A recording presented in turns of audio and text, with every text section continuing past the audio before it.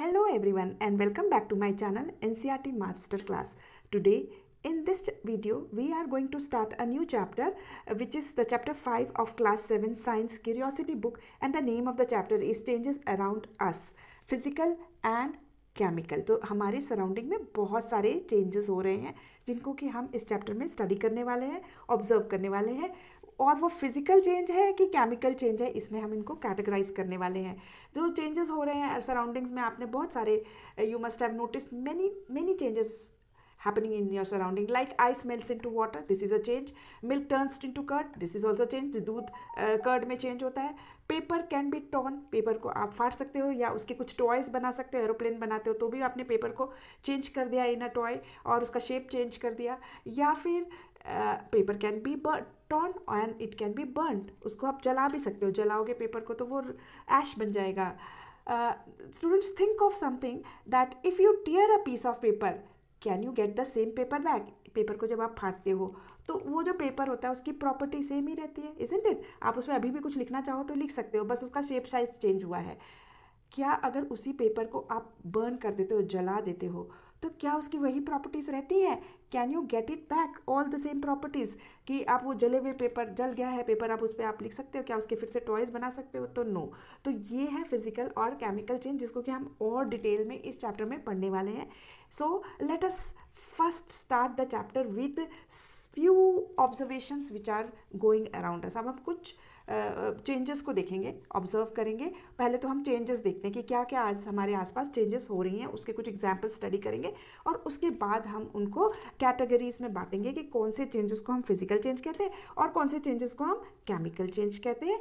Now see we will start with few observations of changes around us, जो आसपास हमारे changes. जैसे I placed a cube of ice here half an hour ago and it is now become water. Now देखो ये बच्चा बोल रहा है कि उसने थोड़ा सा आइस रखा, ये आपके साथ भी होता होगा, और वो थोड़ी आधे घंटे के बाद वो पानी बन गया. ये एक चेंज है. इसके अलावा और एक हम चेंज देखते हैं, अ बड. एक दिन पहले आप देखते हो प्लांट में एक रोज का बड है और अगले दिन what you see, this girl sees that it has become a rose. This is also a change. इसके अलावा ये this girl is thinking that a bottle containing cold water, उस वो अपने बैग में कोल्ड वाटर लेकर आई थी, लेकिन आफ्टरनून में जब लंच ब्रेक हुआ और उसने उस पानी को पिया तो वो तब तक वार्म हो गया था. So it is also a change. Cold water is changing into a hot water, yeah, not so cold water, warm water. Now this boy is also thinking, yesterday I saw some brown spot on the banana, but today it has more brown spot and a strong smell. तो ये देखता है कि बनाना उसने देखा एक दिन पहले, उस पर छोटे छोटे ब्राउन स्पॉट्स थे, पर अगले दिन सुबह उठ के उसने देखा कि उस पर ज़्यादा ब्राउन स्पॉट्स हो गए हैं और उसके अंदर से एक बनाना की, राइप बनाना की, पके हुए बनाना की एक अलग स्ट्रॉन्ग खुशबू आ रही है, स्मेल आ रही है. तो this is also a change. तो वो चेंज कैसा भी हो सकता है, different in touch, a flower blooming और बनाना राइपिंग, फ्रूट्स राइपिंग, ये सब चेंजेस हैं जो आपके सराउंडिंग्स में हो रहे हैं. अब हम और कुछ और चेंजेस को ऑब्जर्व करेंगे और हम उस टेबल में एक एक्टिविटी भी करेंगे थोड़ी देर के बाद. These students are describing some changes, what kind of changes they are talking about. Now we will do one activity. Let us think and reflect. थोड़ा सोचते हैं और रिफ्लेक्ट करते हैं, ऑब्जर्व करते हैं और समझने की कोशिश करते हैं. You might have observe various changes happening around you. Some of them are listed 5.1 में. यहाँ पे कुछ और चेंजेस लिखे हुए हैं. You may notice that something is changing in each case. हर एक केस में कुछ ना कुछ चेंज हो रहा है. Take a moment to reflect on the changes in each cases and record your observations in table 5.1. तो आपको इस टेबल के अंदर जो भी चेंजेस हो रहे हैं और वो चेंज होके क्या चेंज हो रहा है उसको ऑब्जर्व करना है और इस टेबल को फिल करना है. सो लेट अस डू इट. सबसे पहले तो आप देखो melting of ice. The first one is melting of ice. हमारी क्या ऑब्जर्वेशन है, क्या होता है जब आइस क्यूब्स मेल्ट हो जाती हैं? तो दे change into water, they change their state. Ice पहले सॉलिड स्टेट में था, अब क्या बन गया, लिक्विड स्टेट में. तो what we will do, they change into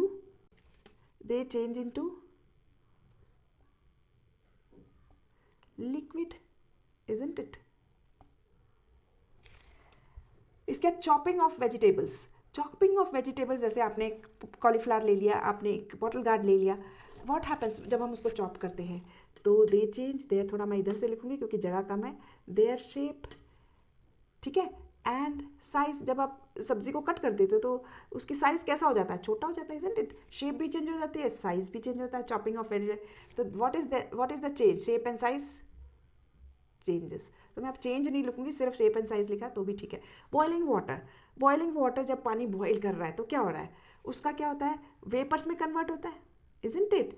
तो हम यहाँ लिख सकते हैं बॉइलिंग वाटर है तो water is converting into vapours, एक तो ये होता है, एंड दूसरा होता है it becomes hot, isn't it? It मतलब उसका टेम्परेचर चेंज हो जाता है, गर्म हो जाता है, ये चेंज आया कि नहीं उसके अंदर?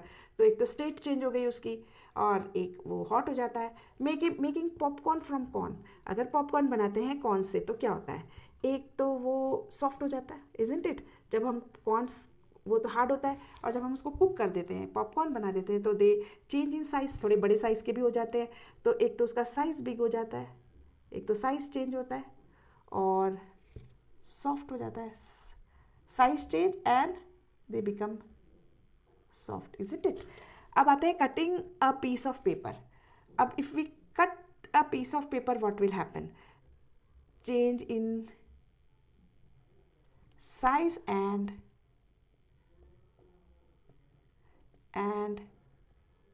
शेप भी चेंज हो जाता है। कई कई बार आप उसको जब कट कर रहे हो तो कभी राउंड में कट कर देते हो, राउंड शेप में, कभी ट्राइंगल शेप में, तो उसका साइज के साथ शेप भी चेंज हो जाता है। Adding beetroot extract to water, तो क्या होता है, अगर मान लो बीट रूट का एक्सट्रैक्ट, बीट रूट का जूस वो करके जूस निकाल के आपने पानी में मिला दिया तो क्या होगा, एक तो पानी का कलर चेंज होता है, रेड कलर हो जाता है, तो चेंज इन कलर होता है। हर बारी मैं चेंज लिखना चेंज नहीं चाहती, वैसे आप खुद भी लिख सकते हो, चेंज इन कलर हो जाता है, उसका रेड कलर का पानी हो जाता है। इवन टेस्ट ऑल्सो, पानी का टेस्ट चेंज हो जाएगा ना जब हम उसमें बीट रूट डालेंगे तो। अब बर्निंग वुड, अगर बर्निंग वुड है, एक वुड बर्न हो रहा है तो व्हाट विल हैपन, वुड क्या बन जाएगा, it will convert into ash, isn't it? तो पहले वो कन्वर्ट इनटू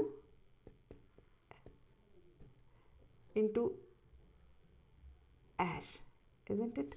अगला ड्राइंग वेट क्लोथ्स, जो गीले कपड़े थे वो सूख गए हैं, तो वो कपड़ों में जो पानी था वो उसका क्या हुआ, जो कपड़ों में पानी था, they have, water has converted into vapours, ठीक है?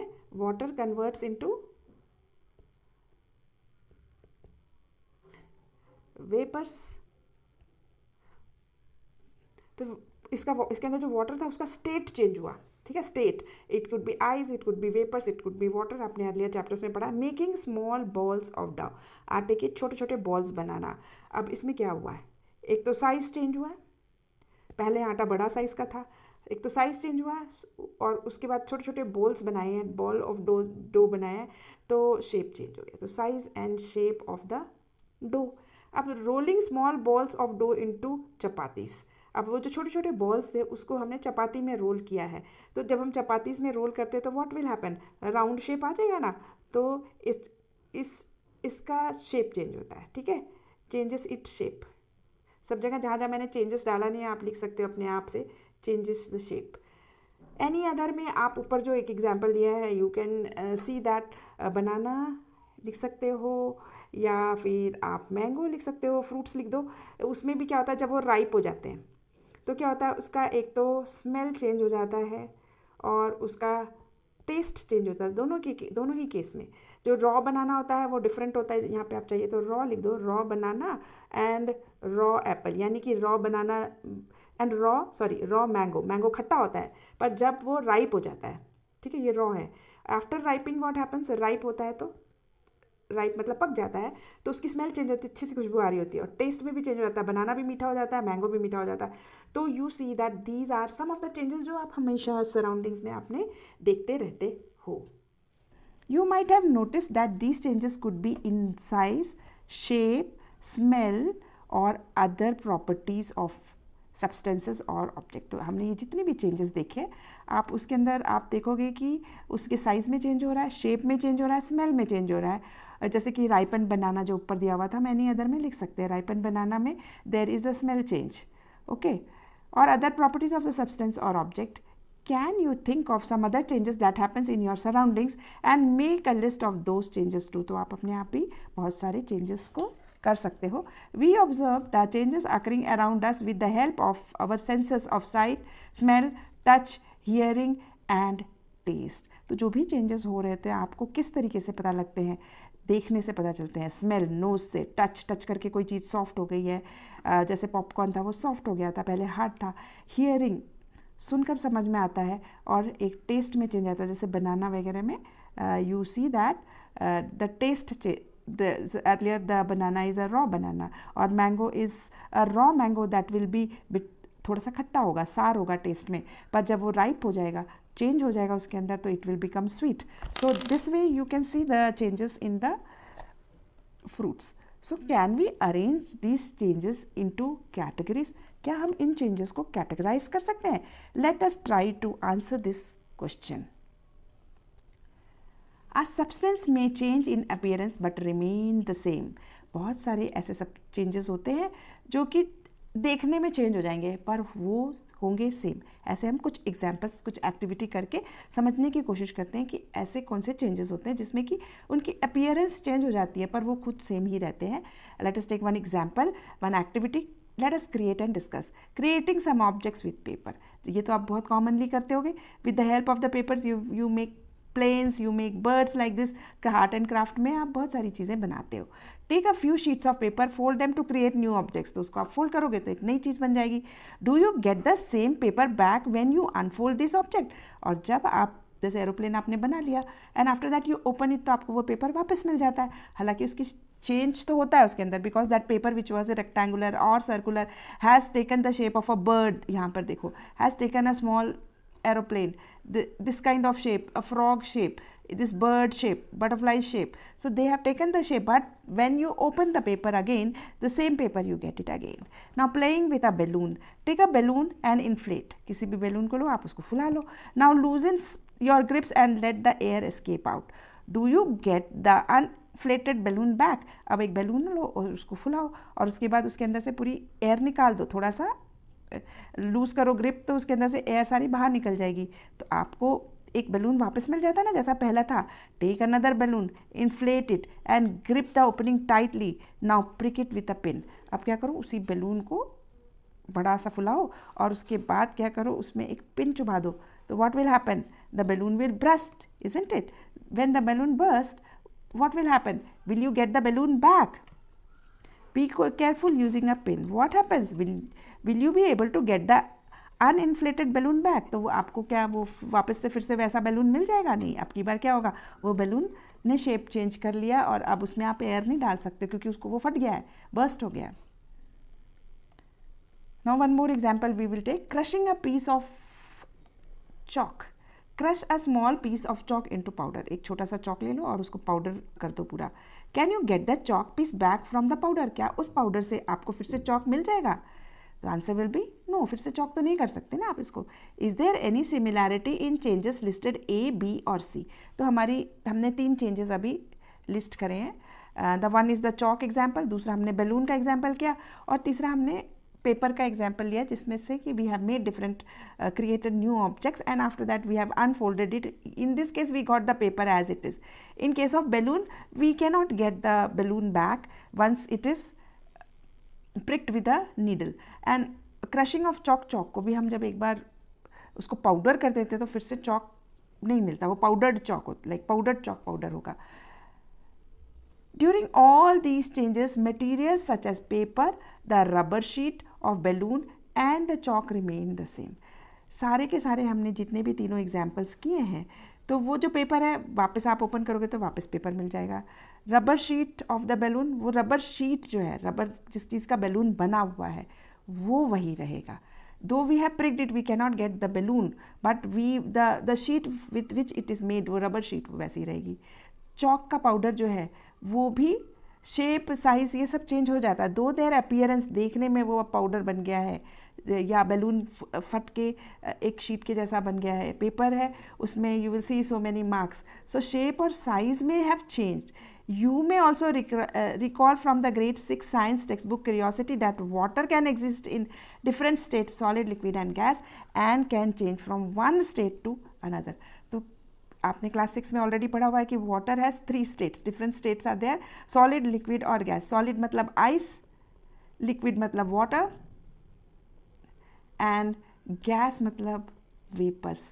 तो ये सारे फॉर्म में it different states of water is there, solid, liquid and gas, पर है सभी पानी.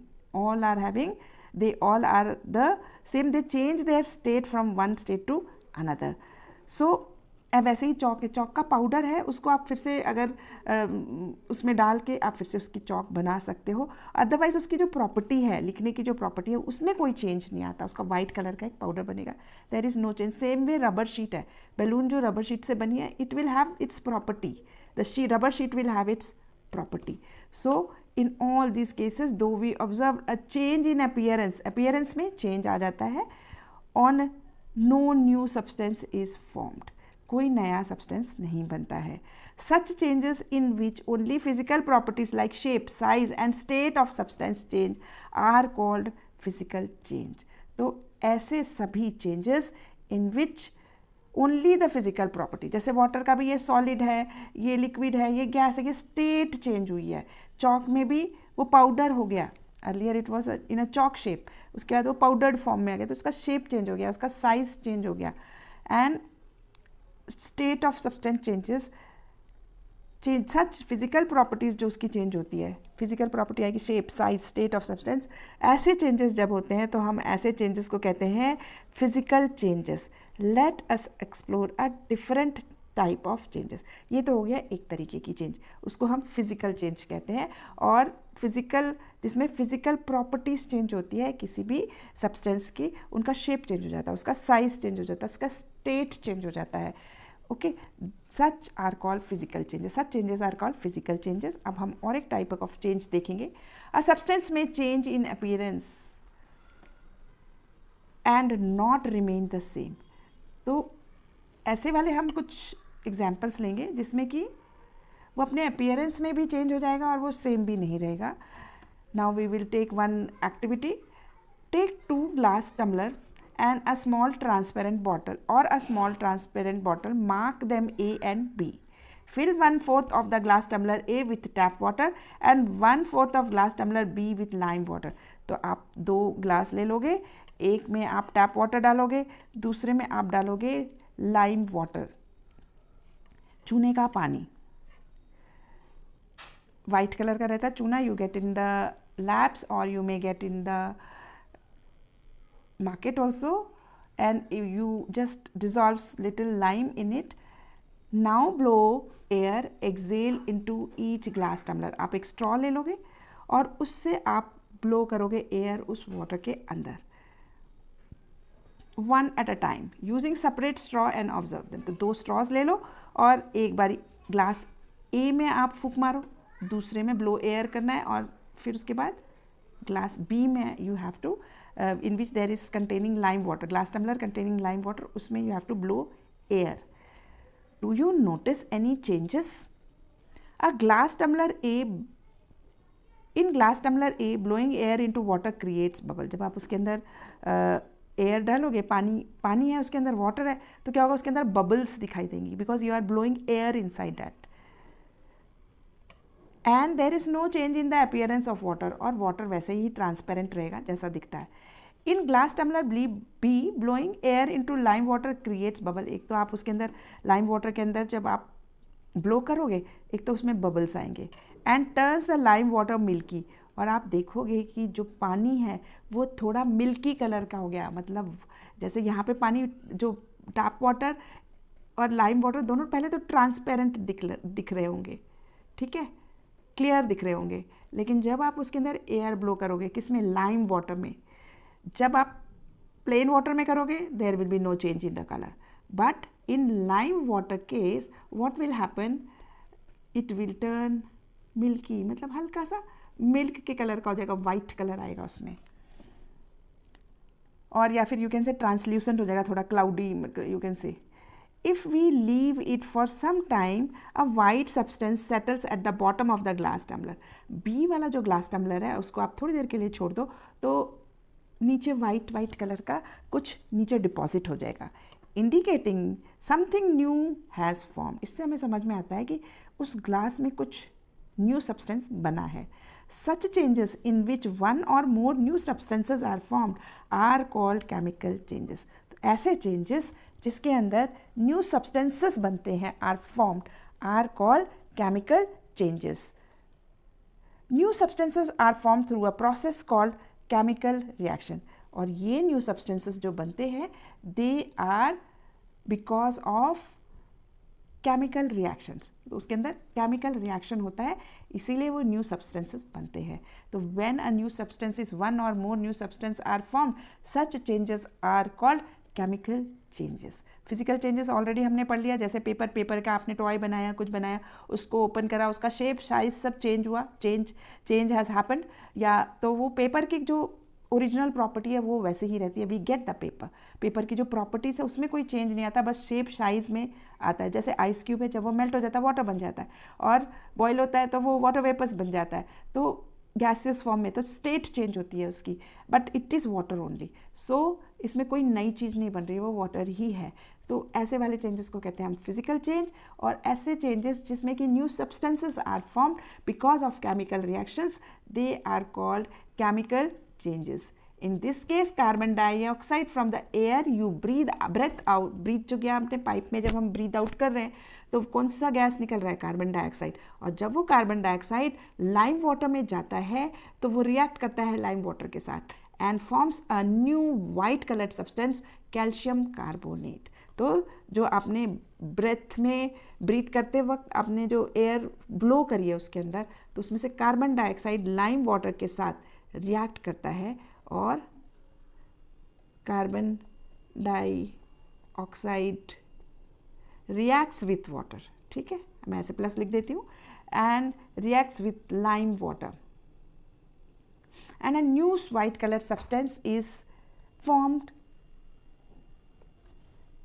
लाइम वाटर के साथ रिएक्ट करता है और एक नया सब्सटेंस बनता है जिसको हम कहते हैं कैल्शियम कार्बोनेट, जो कि वाइट कलर का होता है और वो नीचे जम जाता है थोड़ी देर के बाद, small insoluble, that is insoluble in water, और वो वाटर में घुलता नहीं है, इसीलिए वो जब हम उसको ऐसे ही छोड़ देते हैं तो इनिशियली तो हमको वो मिल्की लगता है, वाइट कलर का लगता है, क्लाउडी लगता है, ट्रांसल्यूसेंट लगता है ग्लास, लेकिन थोड़ी देर के बाद जब वो सेटल हो जाता है क्लियर लिक्विड दिखाई देने लगेगा।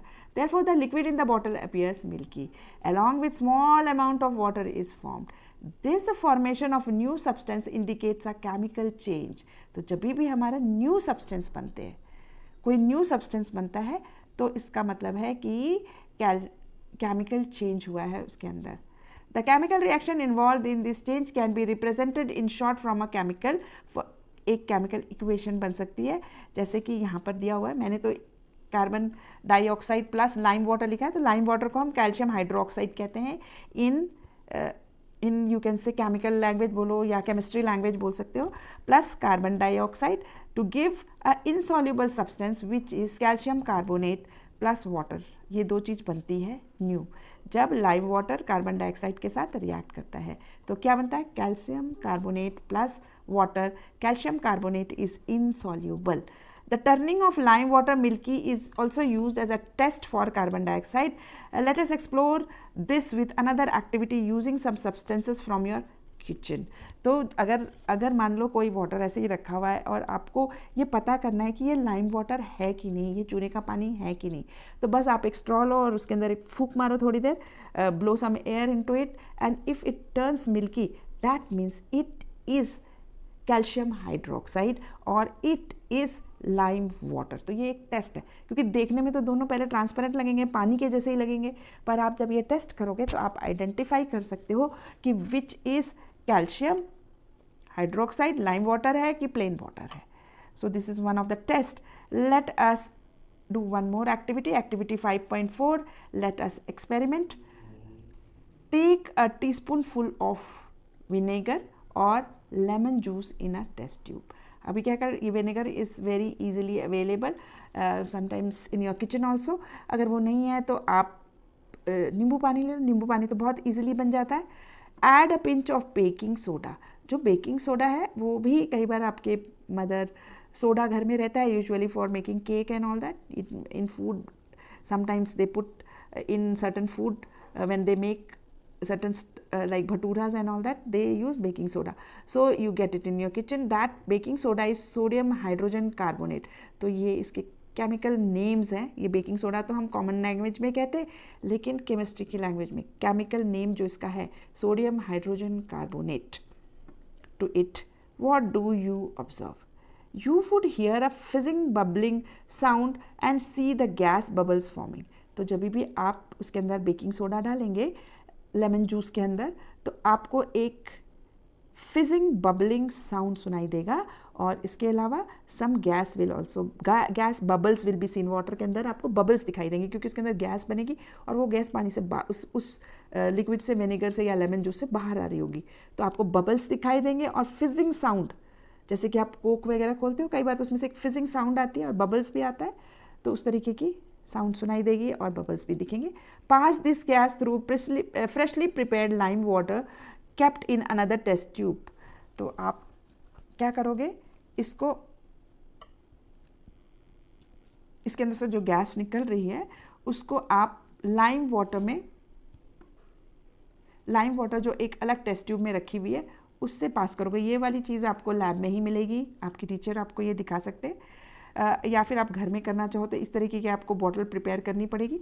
और बॉटल के अंदर you can put a cap and then you can mix, and the gas which will be formed will be transformed from this pipe to this bottle, and you can see that lime water turning milky. Labs में क्या रहता है, ऐसा test tube होता है और इसके ऊपर एक कॉर्क रहता है, और इस तरीके की ग्लास ट्यूब होती है जो यू शेप की होती है, और वो इस टेस्ट ट्यूब में जा रही होती है दूसरी वाली सेकंड टेस्ट ट्यूब में। And here the gas formation is there, जिसमें कि हमने विनेगर एंड बेकिंग सोडा को मिक्स किया है, विनेगर, बेकिंग सोडा और lemon juice and baking soda, lemon juice and baking soda is there in this test tube. और जब आप इन दोनों को मिक्स करोगे और उसके ऊपर ऐसा कॉर्क लगा दो, अगर आप घर में कर रहे हो तो इस तरीके की स्मॉल बॉटल्स ले लो, हाफ लीटर की, which is present the here, और एक बॉटल में आप vinegar, baking soda and lemon juice, vinegar डाल लो, बेकिंग सोडा डाल दो, बेकिंग सोडा या फिर आप lemon juice plus baking soda डाल दो, और उसके बाद क्या होगा, इसका ढक्कन लगा दो और उस ढक्कन में खोल करके इस तरीके की एक पाइप अरेंजमेंट करो, और दूसरे वाले के अंदर what you do, you put some lime water. इस वाली बॉटल में क्या है, लाइम वाटर है, ओके, लाइम वाटर यानी चूने का पानी। तो अब क्या करोगे आप, इसके अंदर से जो गैस निकल रही है, फिज एक साउंड आएगा, बबल्स आएंगी, वो बबल्स मतलब सम गैस इज कमिंग आउट, और वो क्या होगा कि जब आपने इसको अच्छे से कवर करके रखा है तो ये इस पाइप के थ्रू, इस पाइप से होते हुए it will get inside this lime water के अंदर चली जाएगी। Then what happens, since new substance carbon dioxide is formed, जब हम लेमन जूस के अंदर बेकिंग सोडा को डालते हैं तो क्या बनता है, कार्बन डाइऑक्साइड, जो कि हम ब्रीद आउट करते हैं तो भी कार्बन डाइऑक्साइड रहता है। तो since a new substance carbon dioxide is formed in this reaction, we say that chemical change has occurred here as well. It is represented as, तो जब हम कार्बन डाइऑक्साइड उसके अंदर से, when this reaction happens and the carbon dioxide goes in lime water, it will turn lime water milky, and we will see there are few new substance formed. तो इसको भी हम केमिकल चेंज कहते हैं। Vinegar plus baking soda to give carbon dioxide and few other substances are formed, जो कि हमने ऊपर भी पढ़ा था कि what is formed, calcium carbonate is form, calcium carbonate is formed. इसके अलावा कार्बन डाइऑक्साइड भी बन रहा है, पहली वाली बॉटल में तो कार्बन डाइऑक्साइड भी बन रहा है ना, वही कार्बन डाइऑक्साइड तो इसमें जा रहा है, okay. So carbon dioxide gas plus other substances are form. Repeat the activity using baking soda and water. अब इसी चीज़ को आप बेकिंग सोडा को वाटर में डालो, do you observe any bubble formation? The answer is yes. Is this a physical change or chemical change? Of course it is a chemical change. Some other processes involving chemical change. अब हम कुछ और day to day life में जो हमें दिखती हैं ऐसे few more processes को देखेंगे जिसमें कि chemical changes happen. The first very common chemical change which happens around in our surrounding is rusting, you all know, इससे पहले वाले चैप्टर में भी हमने पढ़ा था। In rusting of iron which you studied in chapter the world of metals and non-metals, a new brown color substance called rust is formed. हमने इससे पहले metals and non-metals में भी पढ़ा। metals के ऊपर आप ऐसा ब्राउन नेल्स है, आयरन की जो भी चीज़ें होती हैं उनके ऊपर आप ये बहुत कॉमनली देखते हो, तो ये जो ब्राउन कलर सब्सटेंस बनता है that is called rust, and thus rusting is a chemical change because it involves the formation of a new substance, iron oxide. तो इसके ऊपर ये जो ब्राउन कलर का पाउडर जैसा दिख रहा है, rust on the iron nail, that is a new substance called as iron, क्योंकि ये आयरन और ऑक्सीजन से मिलके बनता है, जो बाहर एयर में और ऑक्सीजन होती है, इसलिए हम इसको कहते हैं iron oxide. Just to remember, iron oxide. So rust is iron oxide. Now next we are going to understand another activity, combustion, a new term which you are going to learn now. Combustion. Let us recall the burning of magnesium ribbon. ये भी हमने metals and non metals में पढ़ा हुआ है. magnesium ribbon को burn किया था हमने टोंग से कर. Learn in chapter the world of metals and non metals. Can you predict if this is a chemical और अ फिजिकल चेंज. तो आपने ये देखा था जब भी हम मैग्नीशियम रिबन को बर्न करते हैं तो it becomes into a white powder. तो वाइट पाउडर है, और क्या ये फिजिकल चेंज होगा कि chemical? Of course chemical change होगा. When a magnesium ribbon is burn a new substances magnesium oxide is formed. तो एक वाइट कलर का ऐश जैसा बन जाता है whenever we burn it, because it magnesium combines with oxygen and forms magnesium oxide. So the burning of magnesium ribbon also involves a chemical change. We observe that heat and light are also produced. एक तो उसमें वो magnesium oxide बनता है, इसके अलावा light भी produce होती है whenever we burn, and heat also, गर्म होता है, heat as well as light is formed along with the formation of a new substance in this reaction. तो हम एक रिएक्शन जैसे लिखेंगे. The burning of magnesium ribbon is represented as magnesium plus oxygen to give white powder, ash white powder, magnesium oxide, heat and light. सो ये इस तरीके से हमारा पूरा का पूरा ये केमिकल रिएक्शन कंप्लीट होता है. जब भी हम मैग्नीशियम रिबन को बर्न करते हैं तो burning always happens with the help of oxygen. So magnesium oxide is formed which is white powder. इसके अलावा heat and light is also emitted. Light is also emitted and heat also comes out in this. A chemical reaction in which a substance reacts with oxygen. ऐसे सभी chemical reaction जिसमें कोई भी substance oxygen के साथ react करता है and produces heat and light is called combustion. ऐसे reactions जिसमें कि हम किसी भी चीज़ को ऑक्सीजन के साथ रिएक्ट होती है और उससे लाइट निकलती है और हीट प्रोड्यूस होता है, ऐसे केमिकल रिएक्शंस को we call it as combustion of magnesium we will say combustion of magnesium ribbon. ठीक है, इससे हमें ये समझ में आ जाता है कि ये एक ऐसा केमिकल रिएक्शन जिसमें magnesium ribbon is reacting with oxygen to give magnesium oxide heat और लाइट. पक्का. Okay. substances that undergoes combustion reactions are called combustible. ऐसे सभी सब्सटेंसेस जो कि ऑक्सीजन के साथ रिएक्ट करके के हीट और लाइट को प्रोड्यूस करते हैं, ऐसे सभी सब्सटेंसेस को हम कहते हैं combustible substances. For example would को आप जलाते हो, उसमें से गर्मी प्रोड्यूस होती है, हीट प्रोड्यूस होती है, लाइट प्रोड्यूस होती है. Paper, cotton, kerosene etcetera are combustible substances. तो कुछ कंबस्टिबल सब्सटेंसेस के एग्जाम्पल हैं wood, paper, cotton, kerosene etcetera. Now let us find out whether the presence of oxygen is essential for combustion. अब किसी भी चीज़ का कंबस्टन के लिए is oxygen necessary. So we will do one activity and we will try to investigate, क्योंकि कोई भी चीज़ जलेगी, ऑक्सीजन के बिना वो जल नहीं सकती. तो चलो we will do this activity and we will try to find out further. Place 2 identical candles on 2 separate petri dishes and light them. Lab में you can ask your teacher, she will show you. Cover one of this with a glass tumbler as shown in figure 5.6.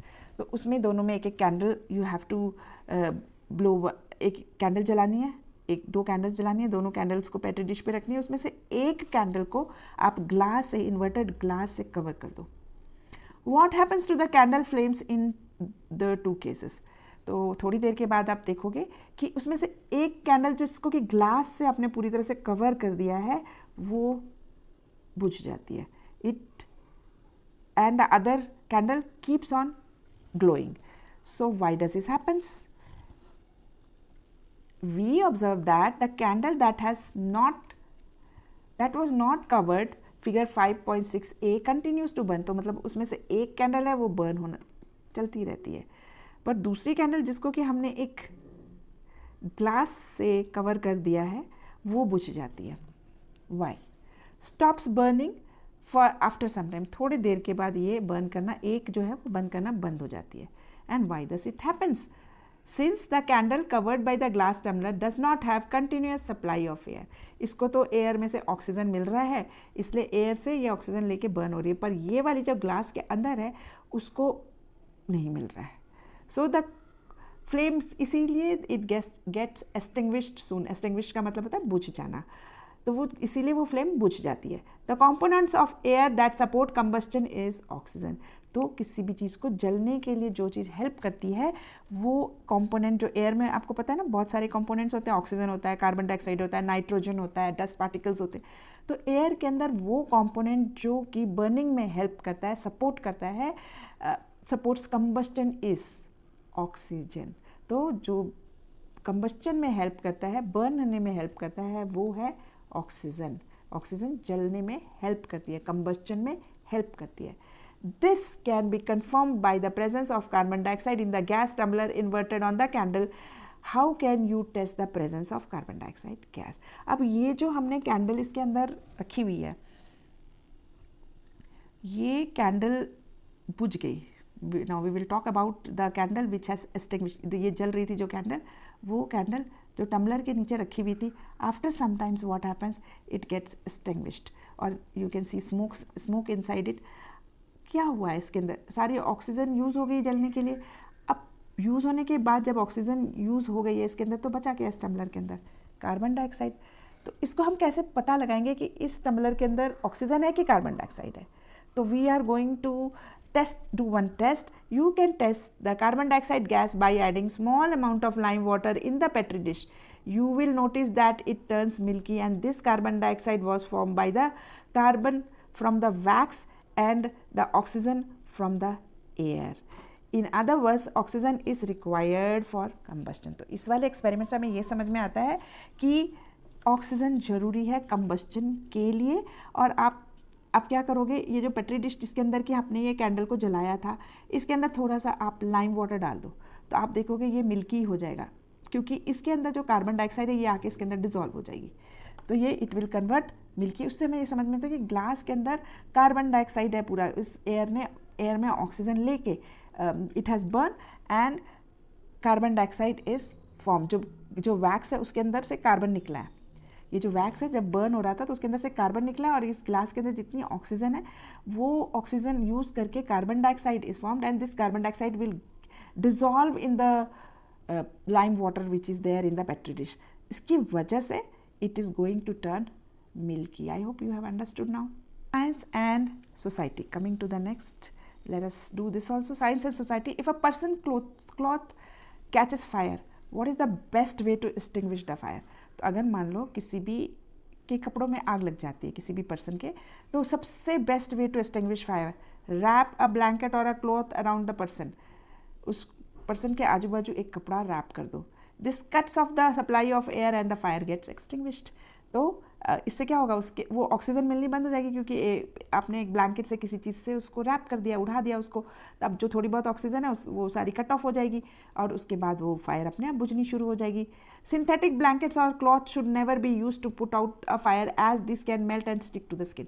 अब एक चीज़ और है कि जब भी आप ये कोई भी चीज़, एक प्रिकॉशन लेना है कि whenever you are covering that person, उस पर्सन के अराउंड ब्लैंकेट या क्लॉथ डाल रहे हो, तो it should not be synthetic, nylon और दूसरी ऐसी सिंथेटिक चीज़ों का नहीं बनाना चाहिए, क्योंकि फिर वो मेल्ट होके प्लास्टिक जैसे स्टिक हो जाएगा स्किन के ऊपर, तो that will be very harmful for the person.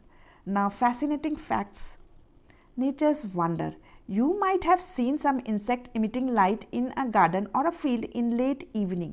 These insects are called fireflies, and their light is produced by a chemical change, and this type of light production without heat in living organism is called as bioluminescence. ये जुगनू कहते हैं usually night को, you can C cities में usually you don't find, but if you go to villages and all that, you see these fireflies at night.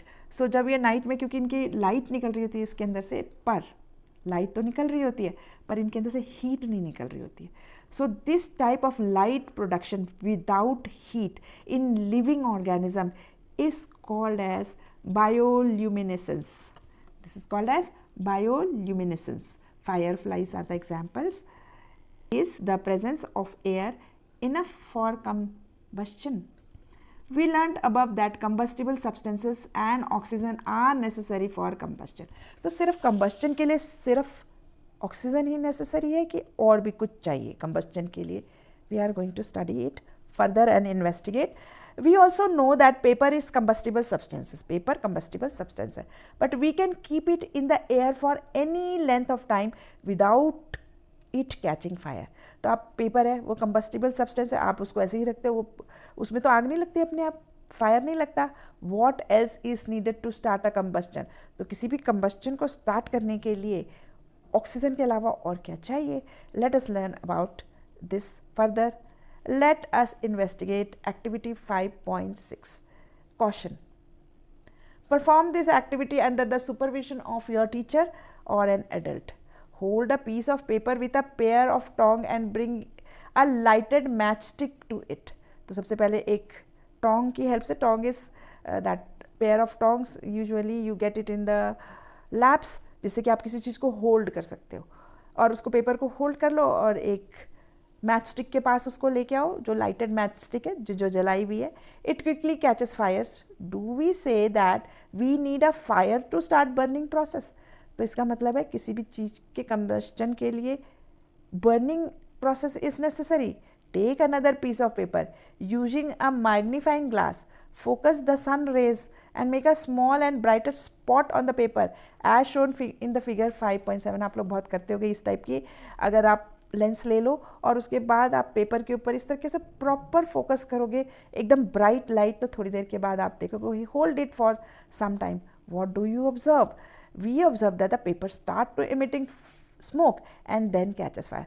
थोड़ी देर में आप इस तरीके के लेंस मिलते हैं, और अगर आप उसको फोकस करते हो, सन रेज को फोकस करके एक पेपर के ऊपर लेकर आते हो, तो this you must be doing also. And then what happens, थोड़ी देर के बाद उसके अंदर से थोड़ा थोड़ा धुआं निकलना शुरू होता है, और फिर उसके बाद उसमें आग, थोड़ी सी आग लग जाती है. Then catches fire. Thus we need that, we find that a substance can burn even without fire. How do we explain this change? Focusing sun rays to a paper heats it. तो क्या होता क्या है, जब हम focus करते हैं sun rays को पेपर के ऊपर, तो पेपर गर्म हो जाता है. The temperature of the paper increases with time, और धीरे धीरे धीरे वो पेपर का टेम्परेचर बढ़ना शुरू हो जाता है. After some time the paper becomes so hot that it starts burning. थोड़ी देर के बाद वो पेपर इतना ज़्यादा गर्म हो जाता है कि वो जलने लग जाता है. This minimum temperature at which a substance catches fire is called ignition temperature.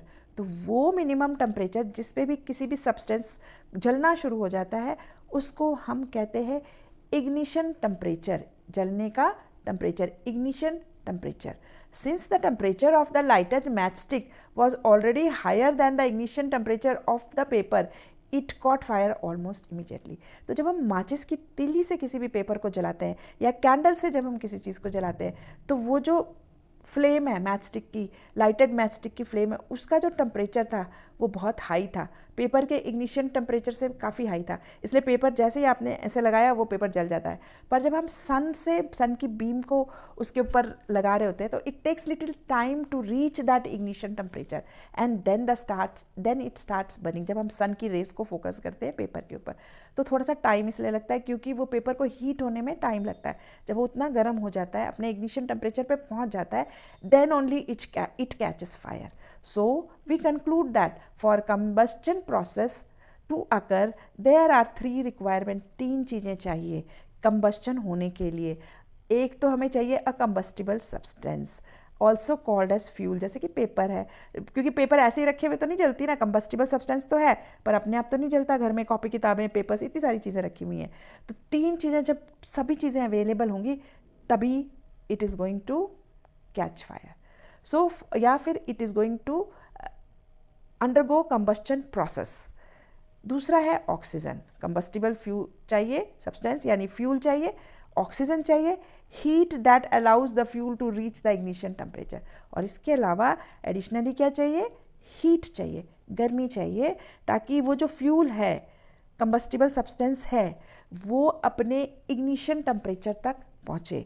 Then only it is going to combustion process is going to occur. So combustion process को होने के लिए 3 चीज़ें चाहिए, remember it, combustible substance, oxygen and ignition temperature. ये 3 चीज़ें जब होंगी तभी combustion process is going to happen. तो यहाँ पर देखो आप, एक ट्राइंगल बना हुआ है। सबसे पहले हमें फ्यूल चाहिए, देन हीट चाहिए, ऑक्सीजन चाहिए, ये 3 चीज़ होगा तो fire triangle combustion is going to happen. Okay.